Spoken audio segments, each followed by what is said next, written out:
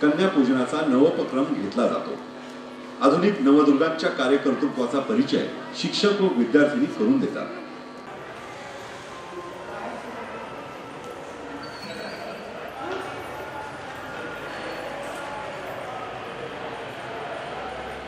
विद्यार्थी संख्या आली आहे सर, 500-600 विद्यार्थी आले। हो सर, इथं चहा घ्यायचं तर चहाची व्यवस्था केली आहे ना, इथं चहा घेऊन तर म्हणजे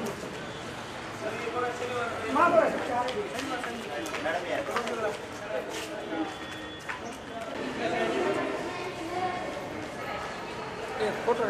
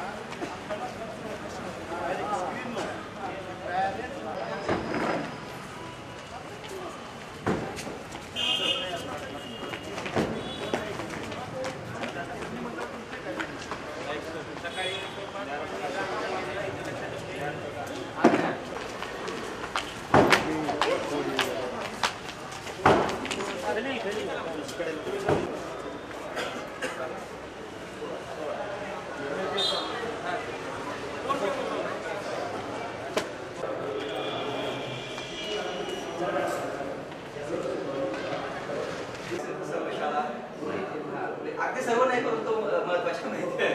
शिवाजीला लातूर संघच माहिती आणि शिवाजी माझे सहकारी हे लातूरचेच आहे, म्हणजे दगडा नावाचं गाव आहे 60 किलोमीटर। शिवाजी तुमच्या एरियात आम्ही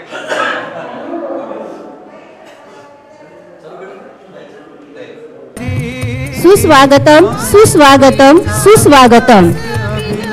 अभिनव मानव विकास संस्था द्वारा संचलित श्री किशन सोमानी विद्यालय लातूर आयोजित विज्ञानोत्सव हसत खेळत विज्ञान या शैक्षणिक उपक्रमाचे निमंत्रित पाहुणे उद्घाटक शहरातील विविध शाळांचे शिक्षक व विद्यार्थी यांचे संस्था व विद्यालयाच्या वतीने हार्दिक स्वागत।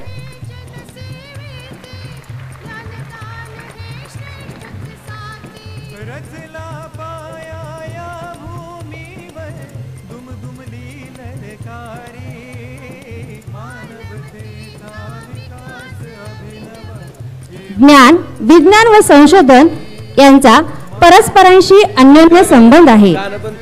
विज्ञानातील संशोधनाच्या मार्गाने नव्या ज्ञानाची प्राप्ती होते।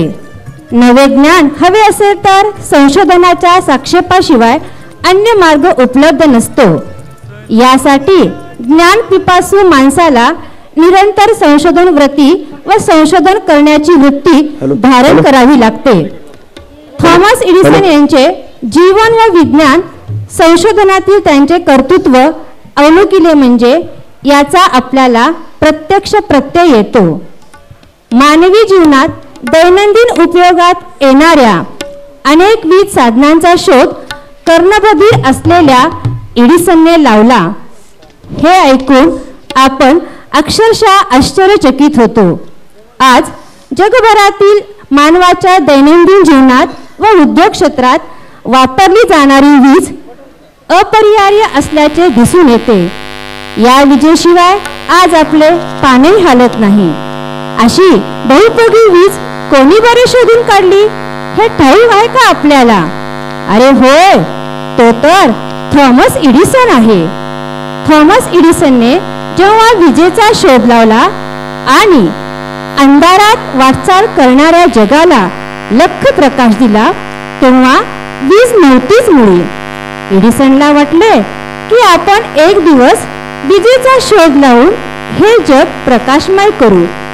एडिसनचा हा संकल्प त्याने आपल्या मित्रांना व सहकाऱ्यांना सांगितला. तेव्हा सर्वांनी त्याची संभावनाच केली. अशा संभावनेतून अपमानित न होता एडिसन पूर्वीपेक्षा शतपटीने कार्यप्रवण झाला. महत् प्रयत्नाने त्याने विजेचा शोध लावला व जग प्रकाशमय झाले. एक ना दोन, एडिसनने सहस्रावधी शोध लावले आहेत. जसे डांबरी रस्त्यावर टाकले जाणारे डांबर त्यानेच शोधले. आपल्या जीवनाशी जिचे अभिन्न नाते जोडले गेले आहे अशी ध्वनिचित्रफीतही त्यानेच शोधली आहे.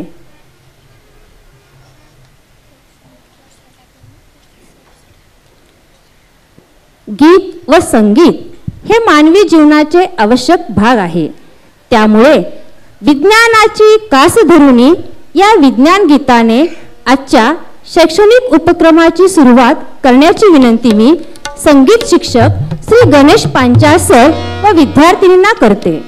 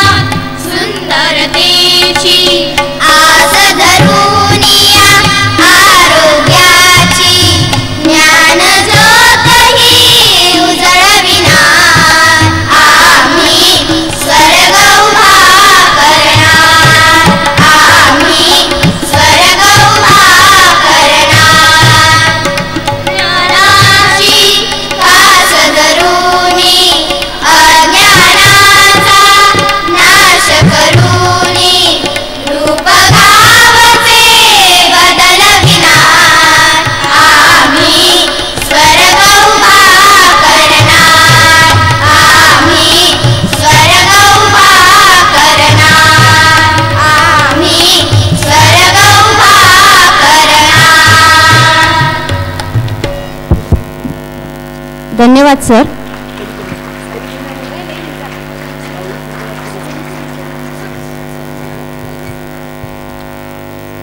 हसत खेळत विज्ञान या शैक्षणिक उपक्रमाचे उद्घाटक आणि दयानंद विज्ञान महाविद्यालयाचे माजी प्राचार्य आदरणीय श्री रामकृष्ण लड्डा सर यांचा सत्कार करण्याची विनंती मी संस्थेचे अध्यक्ष डॉक्टर चेतनजी सारडा सर यांना करते.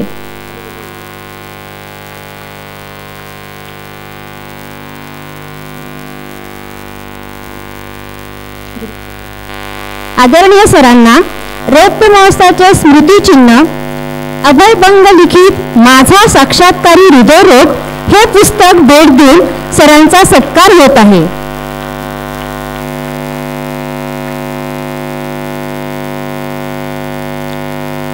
हसत खेळत विज्ञान या शैक्षणिक उपक्रमांचे प्रमुख मार्गदर्शक आयुका मुक्तांगण विज्ञान शोधिका संचालक माननीय श्री अशोकजी रुपनेर सर यांचा सत्कार करण्याची विनंती मी संस्थेचे सचिव माननीय श्री कमल किशोरजी अग्रवाल सर यांना करते.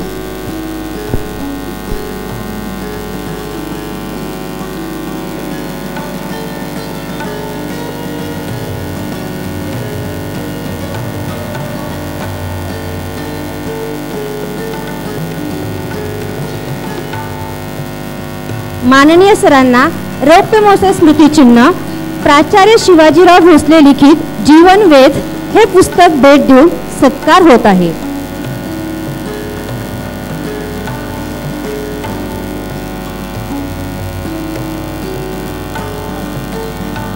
शैक्षणिक उपक्रमाचे सहाय्यक मार्गदर्शक अशोकजी रुपनेर सर यांचे सहकारी माननीय श्री शिवाजी माने सर यांचा सत्कार करण्याची विनंती मी संस्थेचे पर्यावरण तज्ज्ञ रौप्य संयोजक श्री अतुलजी देवगावकर सर यांना करते.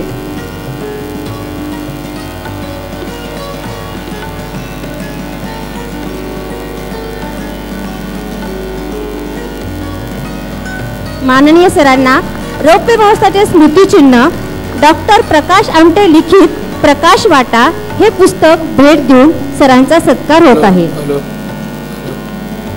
धन्यवाद सर. शाळा संस्थेच्या रौप्य महोत्सवाच्या व आयुकाच्या बोधचिन्हाचे अनावरण व हसत खेळत विज्ञान या उपक्रमाचे उद्घाटन करण्याची विनंती मी माननीय श्री रामकृष्ण लड्डा सर, आयुकाचे प्रमुख माननीय श्री अशोकजी रुपनेर सर व इतर मान्यवरांना करते.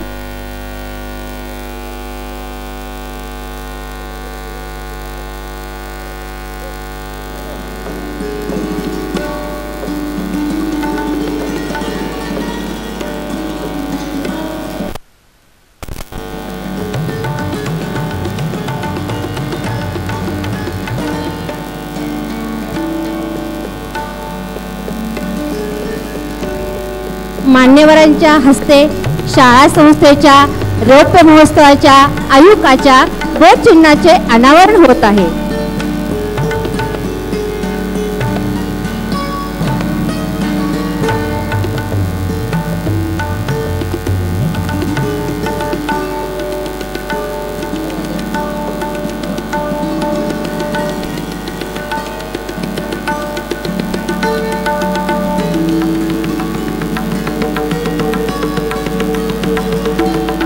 दिव्यांचे प्रज्वलन करण्याची विनंती करते.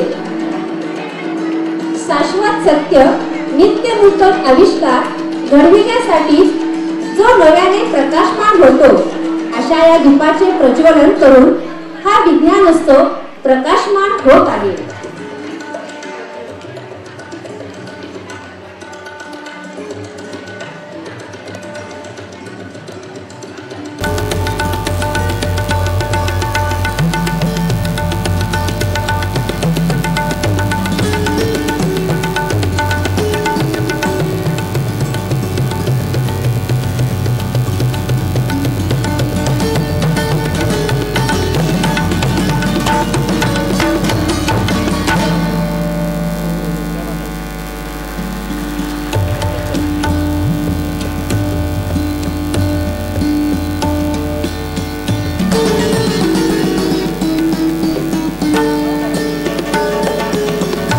धन्यवाद सर.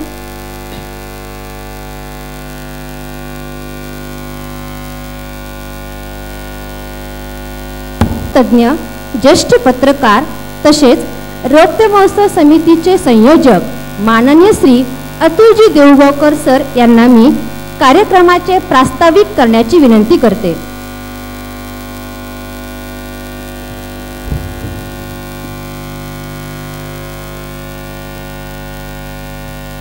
आदरणीय लड्डा सर, माझे मित्र अशोक रुपनेर, शिवाजी माने, संस्थेचे सर्व पदाधिकारी, तुम्ही गोष्टी वाचता ना? राजाच्या गोष्टी आवडतात ना? पण एक गंमत सांगतो, राजाला मान कुठपर्यंत असतो? त्याच्या राज्यापर्यंत की नाही? एखाद्या राजाला मान कुठपर्यंत असतो? त्याच्या राजाच्या हद्दीपर्यंत, त्याच्या मतदारसंघापर्यंत. त्याच्या पलीकडे त्याला कोणी विचारत नाही. पण गुरुचं असं नसतं. जे ज्ञानी लोक आहेत त्यांचा मानाला हद्दच नाहीये. गावाची नाही, देशाची नाही, जगात सगळीकडे मान मिळतो. आज आपल्या कार्यक्रमाचे जे अध्यक्ष आहेत लड्डा सर, दयानंद विज्ञान महाविद्यालयात ज्यांनी भौतिकशास्त्र शिकवलं आणि आजही विज्ञान हे मुलांमध्ये लोकप्रिय व्हावं, विज्ञान मुलांना आवड लागावी यासाठी सातत्यानं ते देशातील नामवंत वैज्ञानिकांना इथं आणतात. वर्षातून 3 वेळा शिष्यवृत्ती देतात. हे का माहिती आहे का? कारण आपल्याकडे एक लातूर पॅटर्न नावाचा प्रकार जो आहे, ज्यांनी अनेक पिढ्या म्हटलं तर घडवल्या, म्हटलं तर बिघडवल्या. कारण आपल्याला असं वाटतं की डॉक्टर आणि इंजिनियरच्या पलीकडे काहीच नाहीये. सगळेजण उठतात, क्लास लावा, डॉक्टर इंजिनियर. याला मेंढरांसारखं विचार करणं म्हणतात. त्याच्या पलीकडे आहे काहीतरी, आणि ते का आहे, त्याचा काय विचार करायला पाहिजे हे करतात. म्हणून आपण लड्डा सरांकडून या विज्ञानोत्सवाची जो आजचा पहिला कार्यक्रम आहे तो उद्घाटन करत आहोत. तुम्हाला विज्ञान आवडतं का कंटाळा येतो? आवडतं. आता किती आवडतं ते आपलं आपण ठरवा. पण आत्ता नाही तर पूर्वी समयी पणती मेणबत्त्या होत्या आणि 1761 ते 1893 इतके वर्ष अनेक लोक धडपड करत होते. एडिसननी सुद्धा अनेक तारा लावल्या. आधी सगळ्यात आधी कार्बनची तार लावली, नंतर प्लॅटिनमची लावली. मग सगळेजण टिंगले, काय रे काहीतरी करतंय येड्यासारखं, असं कुठं होतंय का? आपण असंच म्हणतो ना, येडे काहीतरी करतंय. तर तो म्हणायचा, हो मला एक कळलेलं आहे की कार्बनचा उपयोग नाहीये, काहीतरी वेगळं वापरलं पाहिजे. आणि मग त्यांनी टंगस्टनचा वापर केला आणि प्रकाश पडला. हे आत्ता का समजून घ्यायचं? लक्षात घ्या, तुम्ही सगळे मोबाईलच्या जगातले आहात आणि मोबाईलमध्ये फीडिंग काय करायचंय तुम्हाला माहिती असतं, त्याचा विचार करता. पण आपल्या इथं जे सॉफ्टवेअर आहे मेंदू नावाचं, त्यामध्ये आपण काय फीड करतो याचा विचार करतो का कधी आपण? विचार करा, आपण नेमका कसा विचार करतोय. त्यामध्ये विज्ञानाची जर आवड तुम्हाला निर्माण झाली तर तुम्ही काहीही करू शकता. ते कसं करू शकता हे आज आपल्याला श्रीयुत अशोक रुपनेर आणि शिवाजी माने समजून सांगणार आहेत. एक छोटी गोष्ट सांगतो तुम्हाला. आपण शाळेत असताना काय काय करू शकतो. तुम्हाला शाळेत जायला आवडतं का कंटाळा येतो? बर, पण कंटाळा येणारी काही मुलं असतात अशी प्रत्येक काळामध्ये. नको, शक्यतो दांडी मारलेली बरी. असा एक मुलगा शाळेला जायचा, त्याला कंटाळा यायचा. मग तो काय करायचा? पण त्याला एक आजारही होता. तुम्हाला फिट्स नावाचा आजार माहिती आहे का? त्याला मराठीत फेफरं म्हणतात. म्हणजे काही मुलांना असं एकदम हुडहुडी भरल्यासारखं होतं, थरथर थरथर तरवून आणि चक्कर येऊन पडतात. ते बेशुद्ध पडल्यासारखे पडतात, दातखीळ बसते. असा एका मुलाला आजार होता. इयत्ता पहिलीत त्याला कळलं की आजार आहे. मग तो आजार आला की सगळेजण घरातले घाबरून जायचे, अरे बापरे आता त्याला. आणि मग मनासारखं करायचं त्याच्या. म्हणजे असं वाटायचं की याला राग आला, वाईट वाटलं की याला दातखीळ बसणार. मग सगळेजण त्याच्या मनासारखं करायला लागले. असं करता करता त्याच्या लक्षात आलं की मग मी शाळेला जायचं नाही, मला कोणी काही करत नाही, माझे लाड करतात. आणि एकदा तो तिसरीत असताना त्याचे वडील त्याच्या आईला सांगत होते की याच्या आजारात आपला पैसा फार खर्च होतोय बरं का, आणि मला असं वाटायला लागलं की आपल्याला आपलं घर विकावं लागेल, हा काही शाळेला जात नाही आणि पैसा तो खूप खर्च होतोय. तेव्हा त्यांनी मनातनं, तिसरीतल्या मुलानं मनातनं ठरवलं की आता मी मला फिट येऊ देणार नाही, दातखिळ बसू देणार नाही. आणि नंतर त्याला दातखिळ बसणं बंद झालं. त्या मुलाचं नाव आहे अल्फ्रेड ॲडलर. हा पुढे जगात खूप मोठा नामवंत मानसशास्त्रज्ञ झाला.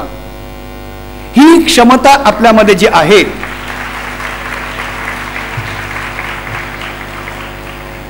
मित्रांनो, आपली क्षमता आपल्याला कळत नाही. तुम्हाला स्टीफन हॉकिंग नाव माहितीये? सगळ्यांना माहितीये? तो कसा आहे माहितीये? त्याला कितव्या वर्षी आजार झाला माहितीये? 23व्या वर्षी ऑक्सफर्ड मध्ये शिकत असताना हा आज जो जगातला आईन्स्टाईन नंतरचा सगळ्यात मोठा भौतिक शास्त्रज्ञ आहे, त्याचे सगळे अवयव हळूहळू निकामी होत गेले, सगळे.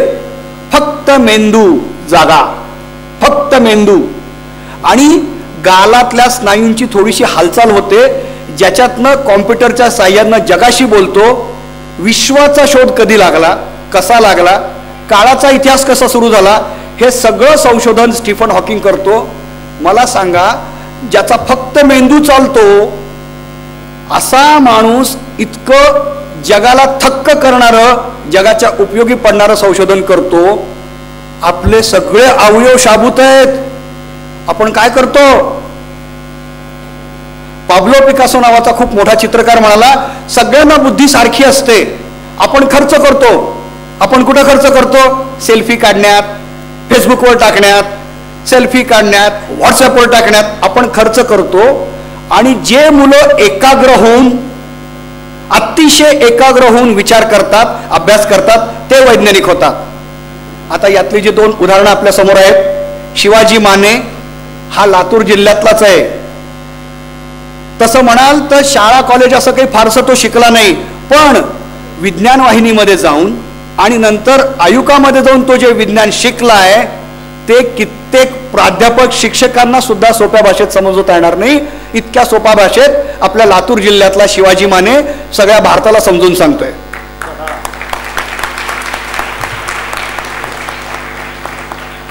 माफ करा, शिवाजी आणि अशोक हे माझे मित्र असल्यामुळे मी त्यांना आहोजाव करत नाही.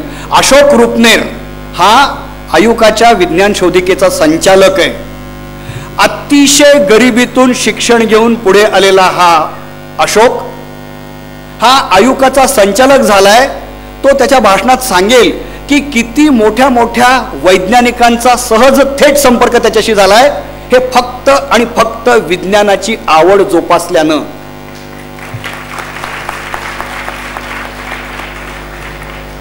अरविंद गुप्ता हे नाव कधी ऐकलं नसेल तर तुम्ही इंटरनेटवर सर्च करा. अरविंद गुप्तांनी 6000 पुस्तकं इंटरनेटवर मोफत टाकलेली आहेत. त्यांचं असं म्हणणे, या इंटरनेटच्या काळामध्ये विकत घ्यावं काही लागू नये, विशेषतः ज्ञान. ज्ञान हे मोफत सगळ्यांना मिळालं पाहिजे, याचा अट्टहास घेऊन ज्यांनी चळवळ चालू केली अरविंद गुप्ता, त्यांचे शिष्य अशोक रुपनेर, हे त्याच पद्धतीने जे आपण करणार आहोत. आणि म्हणून याला आपण विज्ञानोत्सव म्हटलाय. आपण अनेक महोत्सव करतो, गाणं म्हणजे काहीतरी लावून गाणं नाचणं वगैरे करतो, पण विज्ञानाचा उत्सव कधी करणार? आजूबाजूचं विज्ञान आपल्याला कधी कळणार? कधी? जेव्हा मी बारकाईनं लक्ष देईन तेव्हा ते मला कळणार, तेव्हा ते सोपं होणार आणि त्यातून आपल्याला गती मिळणार आहे. ही कशी मिळू शकते? या विचारांची दिशा देण्यासाठी आज आत्ता आपण विद्यार्थ्यांसाठी ठेवलंय, संध्याकाळी पालकांसाठी सुद्धा ठेवलंय. मित्रांनो, एक लक्षात घ्या, मुलांना बिघडवण्यामध्ये पालकांचा जास्त हात असतो असं रवींद्रनाथ टागोर म्हणालेले आहेत. आम्ही कोणी म्हणत नाही, आमचा अधिकार नाहीये, पण रवींद्रनाथ असं म्हणालेले आहेत की मुलांना चित्र चांगली काढता येतात, पण पालक म्हणतात तू फालतू चित्र काढतो आणि ते काहीतरी वेगळं सांगतात. त्यांनी कसा विचार करावा हे संध्याकाळी पालकांना सांगितलं जाणार आहे. आणि उद्या शिक्षकांना आजूबाजूच्या वस्तूंमधनं आपण विज्ञान कसं शिकावं, खेळण्या कशा कराव्यात हे समजून सांगितलं जाणार आहे. तर असे हे जे 2 दिवस कार्यक्रमासाठी अशोक रुपनेर आणि शिवाजी इथं आले, त्या दोघांचंही मी स्वागत करतो. त्यांनी वेळ काढून इथं यायचं कबूल केलं, याबद्दल आभार मानतो. आणि तुम्हाला शेवटी सांगतो, सुरुवातीला मी म्हटलं की राजा व्हायचं का वैज्ञानिक व्हायचं तुम्ही ठरवा, पण एक लक्षात घ्या, इथून पुढं 15 वर्षानंतर जेव्हा तुम्ही या देशाचे नागरिक म्हणून प्रत्यक्ष कारवाई करायला याल, तेव्हा आत्ता तुम्ही जे सॉफ्टवेअर विकसित करायला घेतलंय त्याचा उपयोग तुम्हाला होणार आहे, समाजाला होणार आहे आणि जगाला होणार आहे. ते खूप चांगलं विकसित करावं यासाठी तुम्हाला शुभेच्छा देतो. 5 दिवसानंतर आपला प्रजासत्ताक दिन आहे. इथून पुढं 15 वर्षानंतर प्रजासत्ताक दिन तुम्ही सगळा साजरा करा आणि आपण त्यावेळेला म्हणूया की आम्हाला विज्ञानोत्सवामधनंही प्रेरणा मिळाली. त्यासाठी तुम्हाला शुभेच्छा. धन्यवाद. धन्यवाद सर. हसत खेळत विज्ञान या शैक्षणिक उपक्रमाचे उद्घाटक माननीय श्री रामकृष्ण लड्डा सर यांना आपले अनुभवी मनोगत व्यक्त करण्याची विनंती मी करते.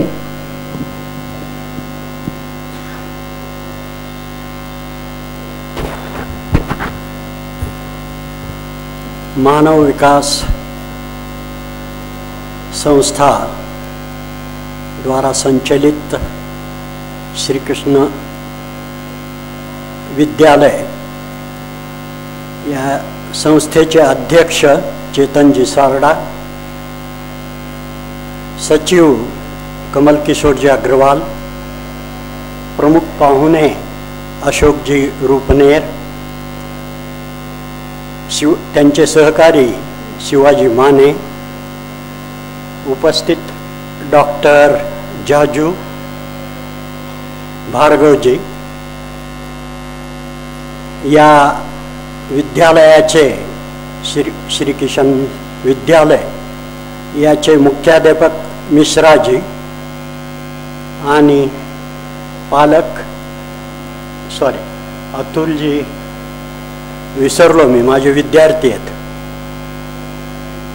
या रौप्य महोत्सवी समितीचे प्रमुख अतुलजी देऊळगावकर, माझे शेजारी, माझे विद्यार्थी आणि पालक, विद्यार्थी मित्र हो. या रौप्य महोत्सवी आयोजित विज्ञान महोत्सव यासाठी निमंत्रित अशोकजी रूपनेर हे आपणास 2 दिवस विज्ञानासंबंधी विद्यार्थ्यांना, पालकांना आणि शिक्षकांना मार्गदर्शन करणार आहेत असं आत्ता अतुलनी देऊळगावकर यांनी सांगितलं. या विद्यार्थ्यांना विशेषतः विज्ञानाची आवड निर्माण व्हावी त्यासाठी ते अनेक प्रयोग करून दाखवतात आणि सभोवतालच्या परिसराचा उपयोग त्या विज्ञानाची तत्वे समजावून सांगण्यासाठी कसा होतो याचंही ते मार्गदर्शन करणार आहेत. हसत खेळत विज्ञान असा आता उल्लेख केला तसे ते प्रयोगही दाखवणार आहेत. तेव्हा या सर्वाचा लाभ आपण घ्यायचा आहे. विज्ञानाची आवड निर्माण होण्यासाठी शासन म्हणजे केंद्र सरकार आणि राज्य सरकार दोन्हीही प्रयत्न करत असतात आणि या प्रयत्नामध्ये अनेक उपक्रम ते राबवतात. शासनामार्फत अनेक उपक्रम राबवले जातात. त्यातला पहिला उपक्रम आहे department of science and technology नवी दिल्ली यांच्या मार्फत सीट्स हा पहिला उपक्रम आहे. सीट्स SEATS याचा लॉंग फॉर्म आहे scheme for early attraction of talents for science. या कार्यक्रमाअंतर्गत शासन राबवतं. या कार्यक्रमाअंतर्गत 8वीच्या विद्यार्थ्यापासून पुढे 10वीपर्यंत विद्यार्थ्यांना साहित्य खरेदीसाठी कसलं साहित्य? तर विज्ञानासाठी लागणारं साहित्य खरेदीसाठी शाळांना अनुदान दिलं जातं. दरवर्षी शाळांना देतात. या अंतर्गतच KVPY म्हणजे किशोर वैज्ञानिक प्रोत्साहन योजना देशात 6 आणि आता 7वी ही आयझर इन्स्टिट्यूट किंवा आयझर कॉलेज आहे. 7वं हे तिरुपतीला नव्यानं सुरू केलं. 6 अगोदर सुरू केलेले आहेत 6-7 वर्षापूर्वी.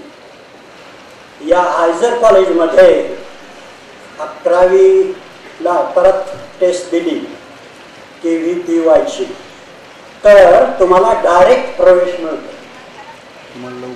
ही माहिती सांगतो. आणि त्या आयझर कॉलेजमध्ये अर्थात तिथं आपल्याला पुण्यामध्ये हे आयझर कॉलेज आहे. देशामध्ये 7च आहे. तेव्हा महाराष्ट्रासाठी पुण्यामध्ये हे आयझर कॉलेज आहे. नामवंत शास्त्रज्ञ तिथं शिकवण्यासाठी मार्गदर्शन करण्यासाठी असतात. याचं विशेष असं आहे की 5 वर्षानंतरच डिग्री दिली जाते. डबल डिग्री इंटिग्रेटेड कोर्स आहे 5 वर्षाचा 12वी नंतरचा. आणि या शिक्षणादरम्यान म्हणजे प्रवेश मिळाल्यानंतर त्याची म्हणजे इतर विद्यार्थ्यांसाठी KVPY ही स्कॉलरशिप जर मिळत नसेल विद्यार्थ्यांना किंवा मिळालेली नसेल तर इतर विद्यार्थ्यांसाठी एक टेस्ट घेतली जाते. जून महिन्यात त्याची जाहिरात येते तेव्हा जून महिन्यात ही टेस्ट असते आणि ती टेस्ट ॲप्टिट्यूड टेस्ट असते. ती टेस्ट पास केली तर तिथं प्रवेश मिळतो. सर्वसाधारणपणे 12वीमध्ये टॉप 1% म्हणजे बोर्डाच्या परीक्षेत टॉप 1% मध्ये आलं पाहिजे किंवा त्याच्या जवळपास तुम्ही म्हणजे कारण त्याला परीक्षा द्यायला ही अटी आहे. तर ह्या टॉप 1% मध्ये असाल किंवा त्याच्या जवळपास 5% कमी मार्क असतील तर ती टेस्ट ॲप्टिट्यूड टेस्ट तुम्हाला देता येते. 10वी बोर्डाच्या परीक्षेत आणि 12वी बोर्डाच्या परीक्षेत टॉप 1% मध्ये असला पाहिजे. तेव्हा ती परीक्षा देऊन तिथं प्रवेश मिळतो आयझर कॉलेजमध्ये. या आयझर कॉलेजमध्ये तुम्हाला शिक्षणासाठी दरवर्षी 5,000 रुपये महिना दिला जातो आणि 20,000 रुपये तुमच्या प्रयोगासाठी प्रोजेक्ट करायचं असतं त्यासाठी दिले जातात. असे 80,000 रुपये दरवर्षी स्कॉलरशिप दिली जाते या आयझर कॉलेज. हे विशेष आहे. आणि तिथं ॲडमिशन कॅपॅसिटी म्हणजे प्रवेश देण्याची क्षमता ही 100 आहे. 100 विद्यार्थ्यांना फक्त प्रवेश दिला जातो. आणि म्हणून या department of science and technology Atul Deulgaonkar सांगत होते की असे कार्यक्रम मी त्यात आहे आयोजित करतो. वर्षातून 3 असे ते म्हणाले. वर्षातून 2 घेतो. तेव्हा कारण 11वीच्या विद्यार्थ्यांना रेग्युलर अभ्यासक्रम असतोच. त्यामुळं सुट्ट्या दिवाळीच्या आणि उन्हाळ्याच्या सुट्टीमध्ये इन्स्पायर हा कार्यक्रम 11वीच्या विद्यार्थ्यांसाठी आम्ही घेतो. दरवर्षी घेतो. आत्तापर्यंत 14 कार्यक्रम झालेले इन्स्पायरचे. इन्स्पायर याचा long form innovation in science pursuit for inspired research. तेव्हा यासाठी 10वीच्या परीक्षेत 10वीच्या बोर्डाच्या परीक्षेत टॉप 1% मध्ये तुम्ही असला पाहिजे तरच या इन्स्पायर प्रोग्राममध्येही सहभागी होता येतं. नाहीतर नाही. डिपार्टमेंट ऑफ सायन्स अँड टेक्नॉलॉजीने याची अट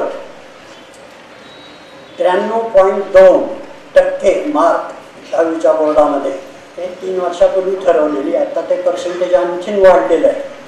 नव्यानं ते पर्सेंटेज काढलं टॉप 1%चं तर ते आणखीन जास्त आहे. 3 वर्षापूर्वी हे काढलेलं पर्सेंटेज त्या पर्सेंटच्या वर टक्केवारी तुमची असेल तर त्या इन्स्पायर प्रोग्राममध्ये तुम्हाला सहभागी होता येतं. आणि परत इन्स्पायर प्रोग्राम करून 10वीच्या बोर्डात एवढे मार्क घेऊन 12वीमध्ये तुम्ही टॉप 1% आलात आणि बेसिक सायन्समध्ये प्रवेश घेतला कॉलेजमध्ये 11वीला BScला 12वीच्या टॉप 1% येऊन बेसिक सायन्स घेऊन कॉलेजमध्ये कुठल्याही प्रवेश घेतला, कारण हायझर कॉलेजेस थोडेच आहेत देशामध्ये, 7च कॉलेजेस आहेत, तेव्हा सगळ्यांना ही संधी मिळत नाही, म्हणून डिपार्टमेंट ऑफ सायन्स अँड टेक्नॉलॉजीनी ही व्यवस्था केलेली आहे की असे टॉप 1% जर बेसिक सायन्सला आले 10वीला 12वीला बोर्डात टॉप 1% आणि बेसिक सायन्स म्हणजे फिजिक्स केमिस्ट्री बायोलॉजी मॅथमॅटिक्स वगैरे विषय घेऊन BSc जर तुम्ही करत असाल तर तुम्हाला 80,000 रुपये वर्षाला स्कॉलरशिप मिळते शिक्षणासाठी, तुमचं शिक्षण संपेपर्यंत.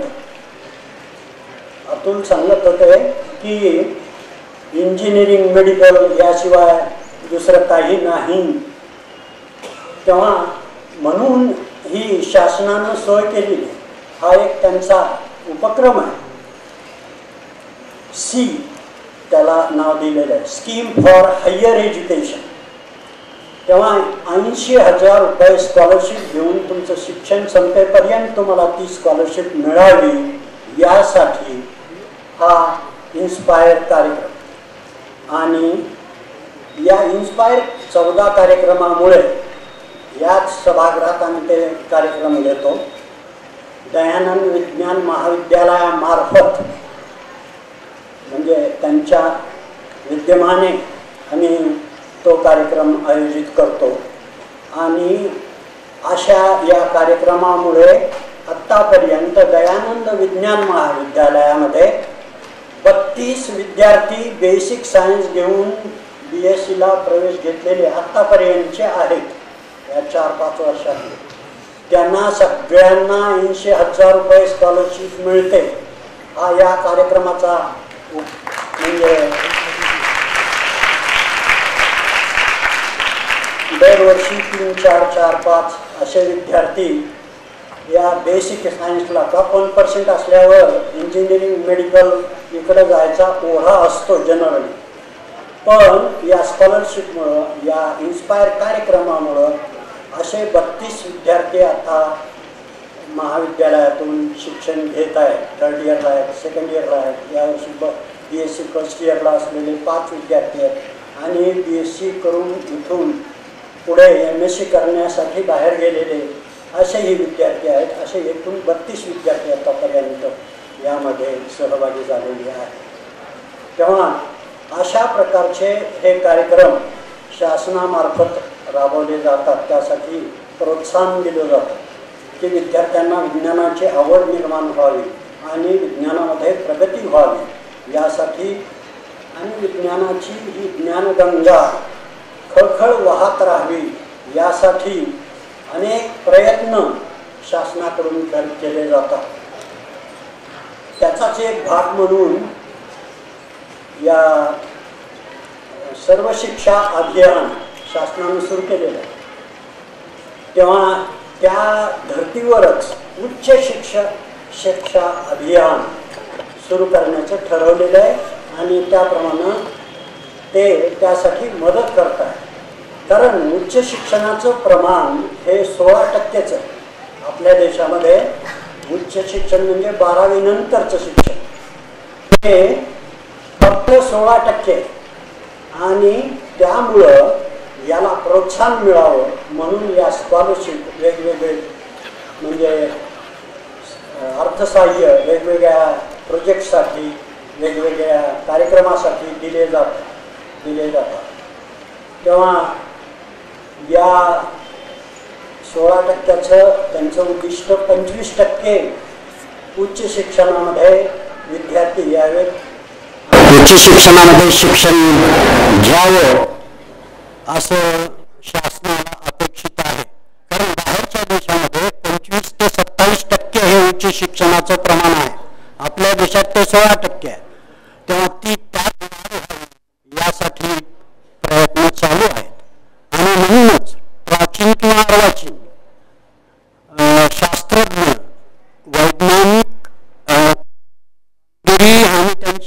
जातात यासाठी आणि त्यातून म्हणजे जनतेची प्रगती वेगवेगळ्या क्षेत्रामध्ये होणारी ही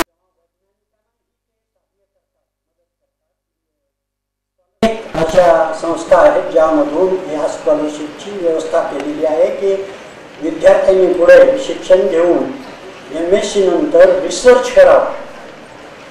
या शाळेमधून तुम्हाला म्हणजे काही प्रोत्साहनपर असे कार्यक्रम आयोजित केलेले आहेत शासनातर्फेच. त्याच्यात NCERT national council of education and research training या संस्थेमध्ये नवी दिल्लीलाच आहे. त्याच्या शाखा या राज्यामधून आहेत. तेव्हा त्यांच्या मार्फत अनुदान दिलं जातं. कशासाठी तर 9वीतल्या विद्यार्थ्यांना 9वीमध्ये जे शिकत असतील विद्यार्थी त्यांना विज्ञान मंच असा एक कार्यक्रम आहे. तो कार्यक्रम आयोजित करावा आणि त्यात विद्यार्थ्यांनी सहभागी व्हावं यासाठी अनुदान दिलं जातं NCERT तर्फे. तेव्हा या विज्ञान मंचमध्ये 40 विद्यार्थी शहरी भागातील 30 विद्यार्थी ग्रामीण भागातील हे 9वीमध्ये विज्ञान विषयामध्ये अधिक गुण असलेले विद्यार्थी सगळ्या शाळेमध्ये ही सूचना जिल्हा परिषदेतर्फे दिली जाते आणि त्याची एक परीक्षा घेतली जाते, टेस्ट घेतली जाते आणि त्या टेस्टमध्ये त्या परीक्षेमध्ये तुम्ही उत्तीर्ण झालात तर तुम्हाला त्या विज्ञान मंचमध्ये सहभागी होता येतं. असे एकूण 70 विद्यार्थी निवडले जातात. 40 शहरी भागाचे 30 ग्रामीण भागाचे. तेव्हा या 70 विद्यार्थ्यांना 8 दिवस दिवाळीच्या सुट्टीमध्ये दयानंद विज्ञान महाविद्यालयाला हे केंद्र दिलेलं आहे. त्यांच्या मार्फत दयानंद विज्ञान महाविद्यालयामार्फत विज्ञान मंच हा दरवर्षी 9वीच्या विद्यार्थ्यासाठी कार्यक्रम आयोजित केला जातो. 8 दिवस त्यांच्या राहण्याची जेवणाची व्यवस्था केली जाते आणि त्यात अपेक्षित काय तर प्रयोग करायचे. लॅबोरेटरीमध्ये वेगवेगळे साहित्य देऊन तुमच्याकडून प्रयोग करून घ्यायचे आणि ते प्रयोग तुम्ही स्वतः करायचे आणि तज्ज्ञ लोकांना विज्ञानातील तज्ज्ञ लोकांना बोलावून त्यांची व्याख्यानं आयोजित केली जातात या 8 दिवसामध्ये. असा हा विज्ञान मंच कार्यक्रम शासनातर्फे NCERT तर्फे अनुदान घेऊन घेतला जातो. प्रत्येक जिल्ह्याला एक केंद्र